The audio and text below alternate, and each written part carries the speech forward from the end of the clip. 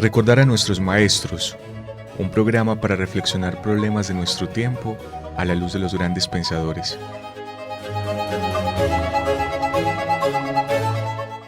Dirección: Carlos Mario González, profesor de la Universidad Nacional de Colombia, sede Medellín.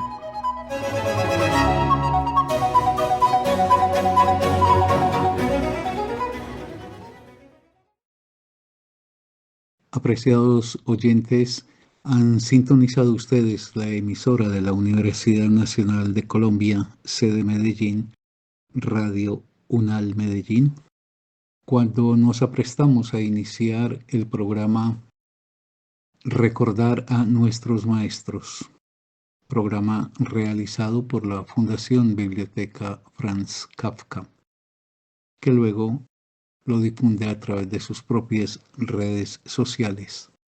A Jorgito Benjumea, la gratitud de cada semana por su labor en la edición del programa. Antes de entrar en materia con el desarrollo del contenido que he planeado para hoy en relación al tema que con esta ya hace 6 semanas vengo abordando, permítanme cursarles una invitación.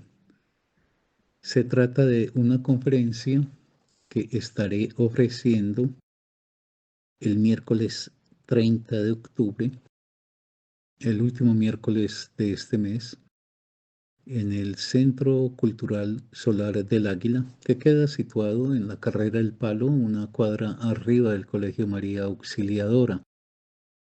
Será a las 6:30 de la tarde. La conferencia será en homenaje a Edgar Allan Poe cuando se cumplen los 175 años de su muerte. Esa conferencia, y voy a proceder a leerles unas palabras que redacté precisamente para esta invitación. Esa conferencia se titula Edgar Allan Poe alcanza la literatura para sobrellevar tanto dolor en la vida. Un epígrafe que elegí dice, tomado del mismo Poe, dice: he de morir, ya no deseo vivir desde que he escrito Eureka. Y luego, de cuenta mía, digo lo siguiente. Poe está tirado en una acera ante la indiferencia de los viandantes de Baltimore. 4 días después, el 7 de octubre de 1849, cuando solo tiene 40 años y 9 meses de vida, muere quien es tal vez la más elevada figura de la literatura norteamericana. Su vida tuvo un signo dominante y casi constante: el sufrimiento de ser un hombre sin lugar en el mundo. La muerte, la pobreza, el alcohol y el odio de buena parte de la élite culta de su tiempo fueron flagelos que no le dieron tregua. Y para colmo, tras su muerte, su bella, pulida y elegante escritura fue popularizada como literatura de entretenimiento en los códigos de lo policíaco, el terror y lo fantástico. Valoración esta que dilapida en gran medida la riqueza que contiene su incansable labor con la palabra escrita. En mi conferencia, que quiere ser un homenaje a él al cumplirse 175 años de su cruento fallecimiento, trataré de enlazar su vida, su muerte y su obra para resaltar el prodigio de que en un destino tan adolorido y desdichado se fuera configurando una poderosa crítica cultural que bien puede situarse al lado de la de pensadores como Freud y Nietzsche, solo que el suelo de Poe para interrogar a la época fue la literatura, la muy singular literatura que él creó y nos legó. Título de la serie: Consideraciones al paso sobre el amor, la muerte, el mal y otras grandes ideas. Título del programa de hoy: Lo imposible en los vínculos humanos. 6.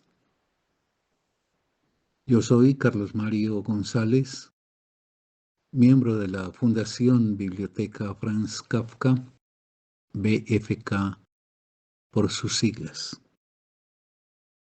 En el último programa había planteado que para el abordaje lo más organizado y sistemático que se pudiera de la problemática que me he propuesto, esto de la imposibilidad que se presenta en los vínculos humanos, esto de lo que hace falla en los vínculos humanos más allá de lo que les sea posible a estos, que para el abordaje de eso era necesario delinear un derrotero orgánico, coherente,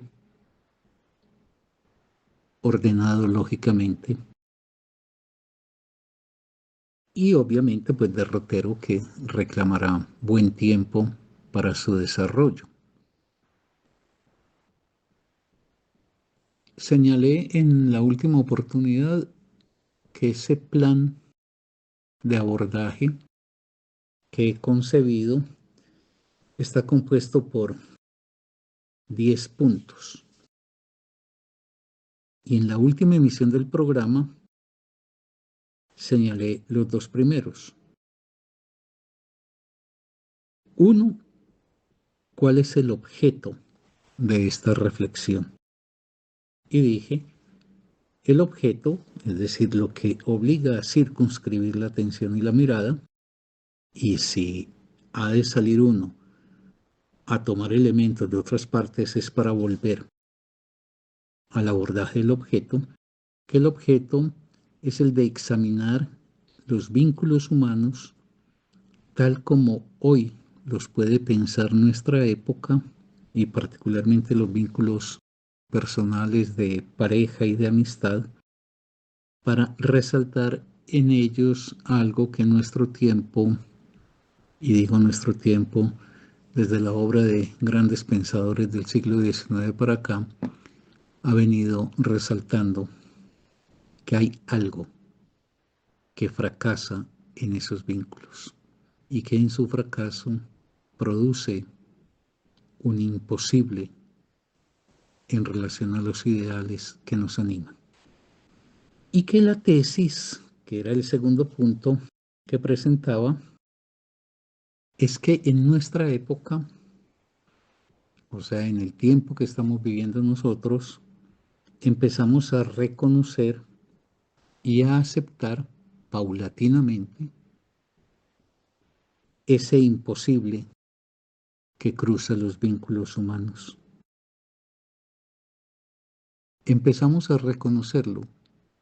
No quiere decir ni siquiera que sea dominante este reconocimiento.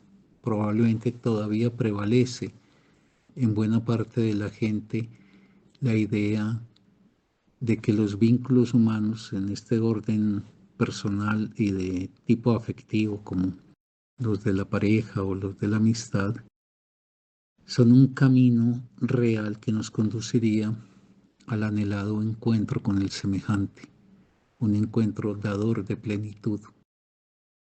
Probablemente gran parte de la gente todavía vive embargada de esa convicción. De lo que se trata, por mi parte, es mostrar que a lo largo del siglo XIX, del XX y de lo que va de nuestro tiempo, en este siglo, pues, se ha venido tejiendo de la mano de grandes pensadores una idea contraria a la de ese optimismo de que los vínculos afectivos humanos si se llevan con cuidado, conducirán a lo que el anhelo nos promete. Bien, hoy voy a desarrollar otros puntos de este itinerario. Esos puntos los comienzo a enumerar por el 3, diciendo que se requiere una contextualización histórica.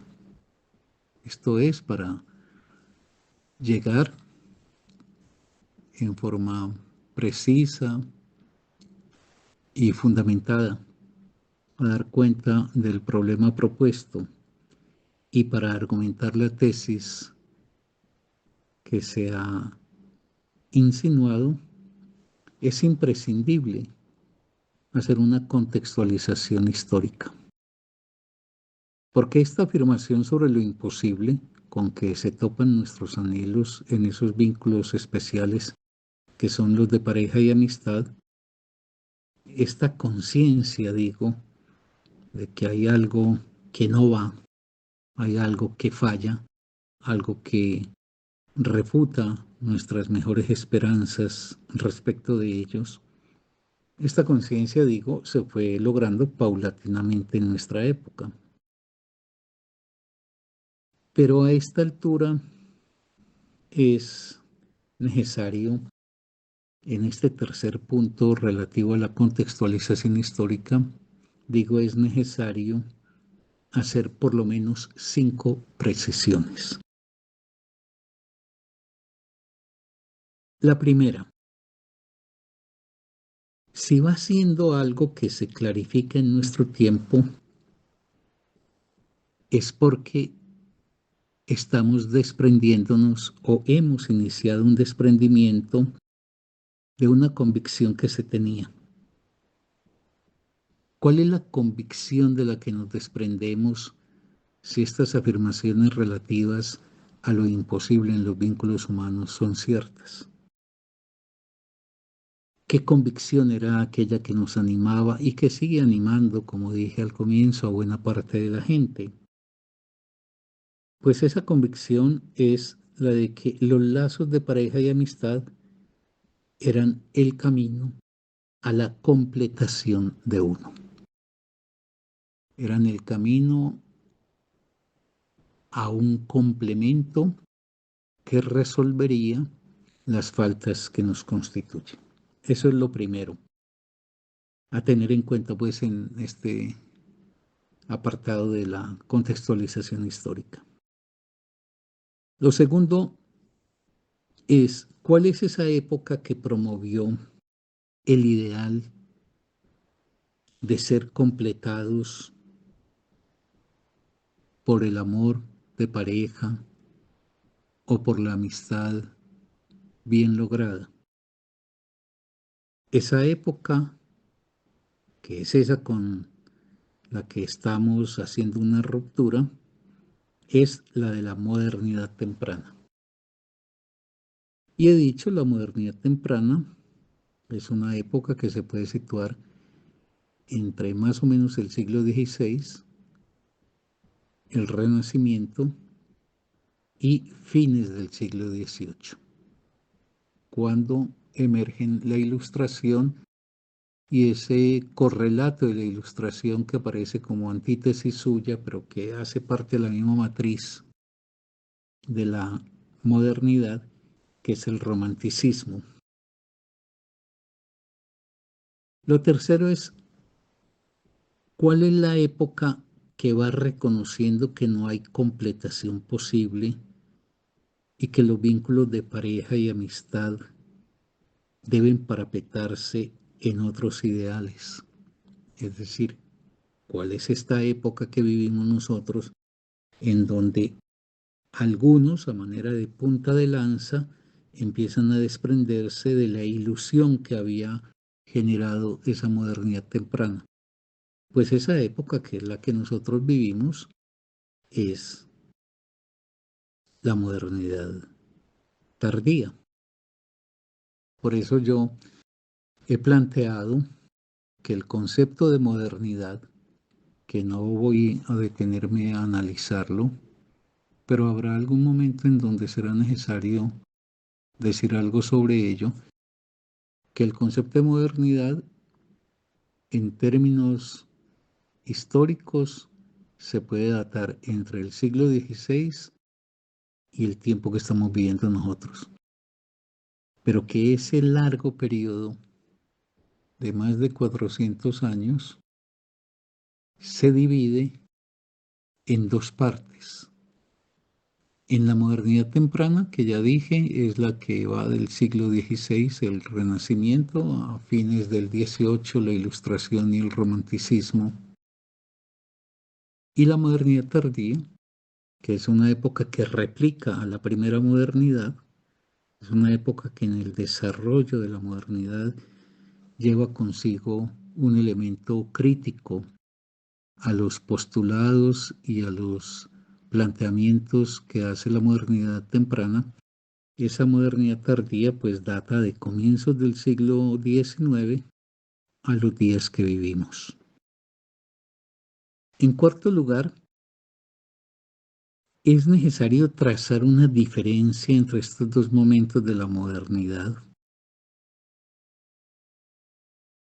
lo que no quiere decir que el paso se haya consumado o que sea dominante. Me refiero pues a que esto que yo estoy tratando de formular, que hace parte de una crítica a un sueño, a una ilusión, a un ideal que promovió la modernidad temprana, esto de que no guardemos esperanzas de encontrar en los afectos humanos algo que nos saque radicalmente de la soledad, la separación y la singularidad que constituimos, y que si bien no se trata de demeritar estos vínculos, sí se trata de no llevarlos a esa idealización, porque precisamente el constante fracaso de las relaciones humanas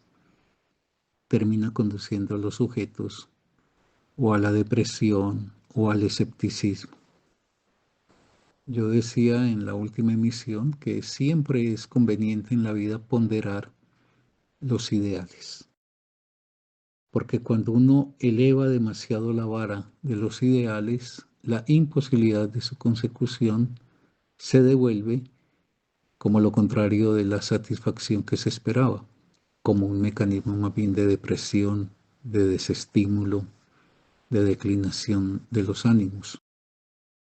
Por eso una reflexión como la que yo estoy tratando de delinear que hemos de acometer, si es que tengo razón en lo que ofreceré, es algo que es costoso en el sentido de que pues derrumba un ideal de plenitud que hemos tenido, pero que como tantas cosas en la vida es mejor construir una verdad, por difícil que sea y por costosa que nos represente asumirla, a vivir bajo la forma de una ilusión.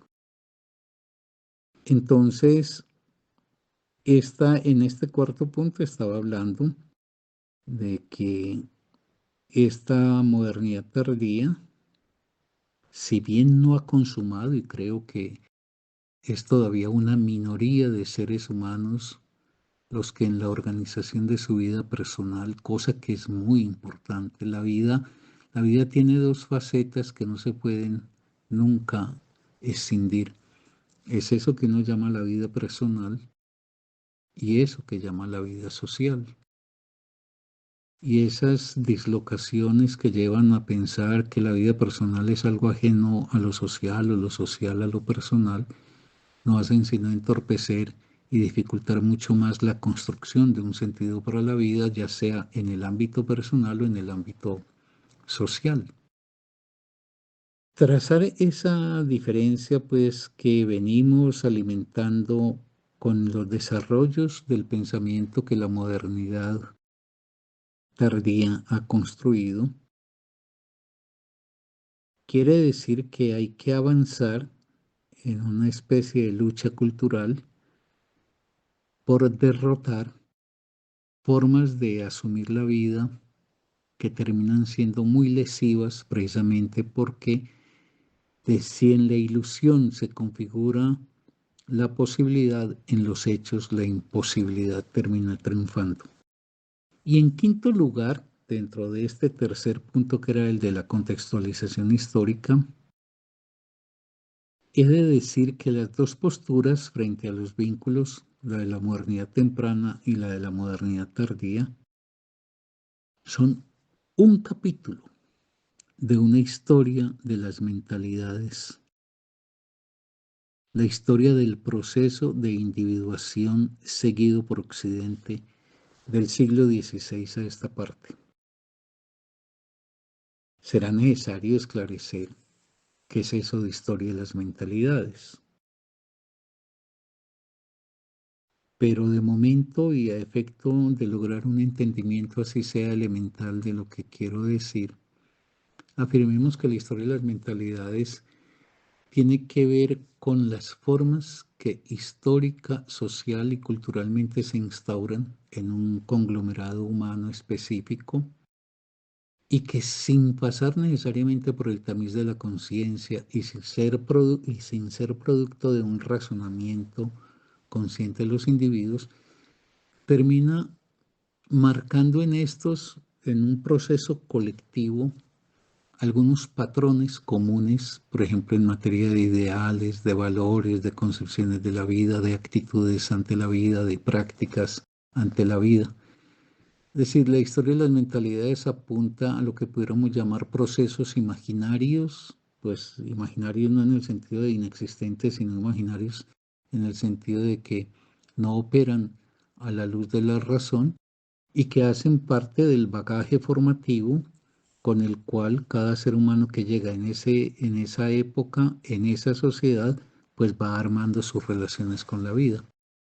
Entonces, hay, por ejemplo, una actitud ante la muerte, una actitud ante el amor, una actitud ante la soledad, una actitud ante la felicidad, etcétera, que son propias de una época que marcan una sociedad específica y en donde todos los individuos que nacen en esa época y en esa sociedad beben directamente de la transmisión que se le hace relativa a ese tipo de consideraciones que he hecho, el amor, la muerte, etcétera.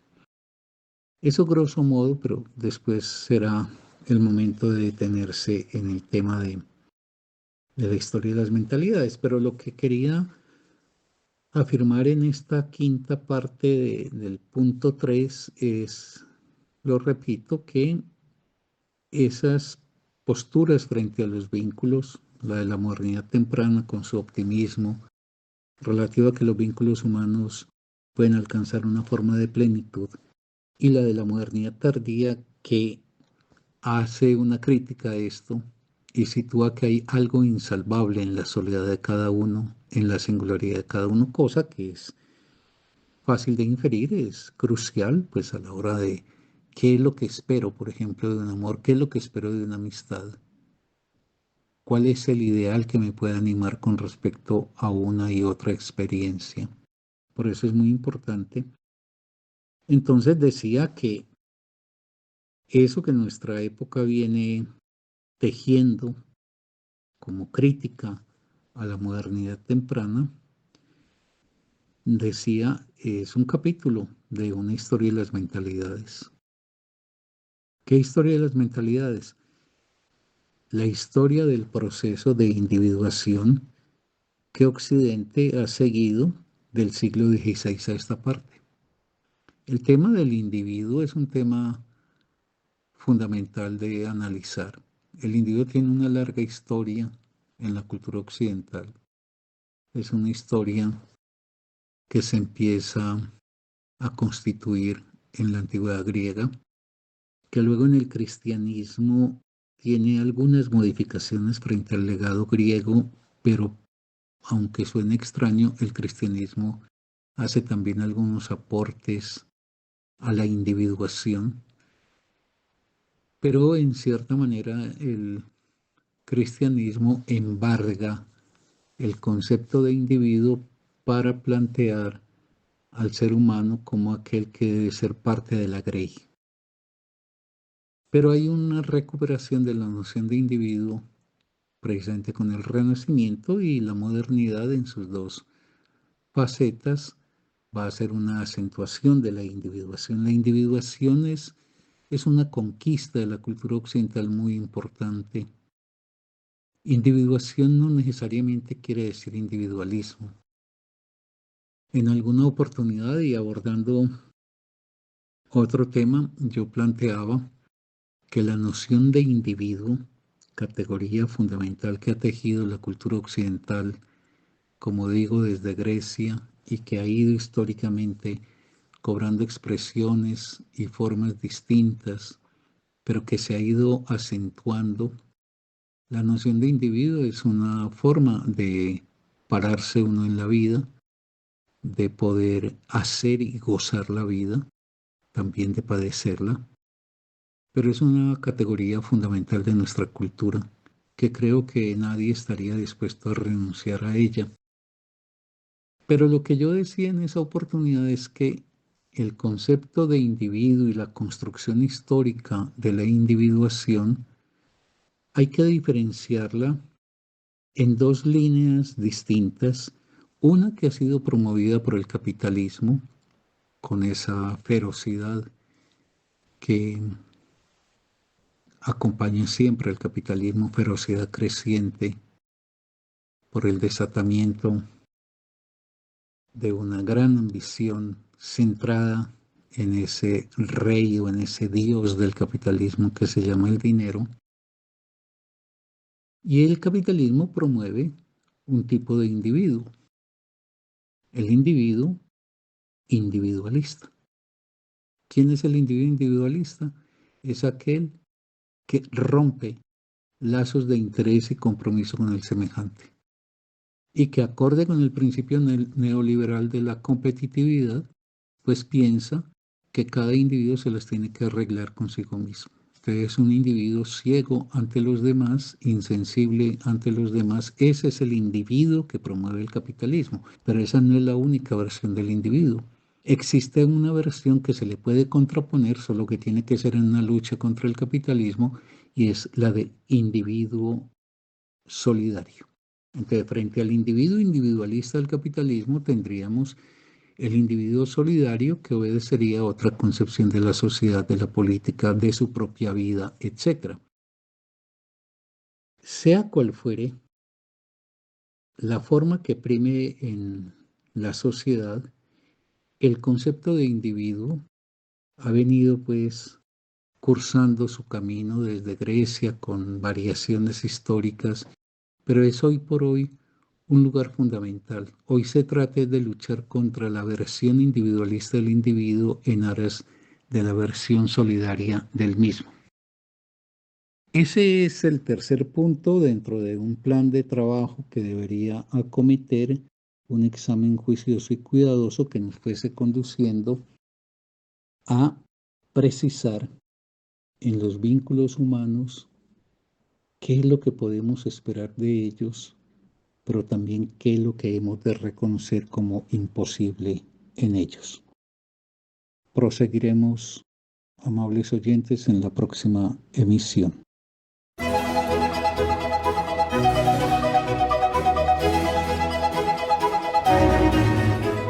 Recordar a nuestros maestros, un programa para reflexionar problemas de nuestro tiempo a la luz de los grandes pensadores.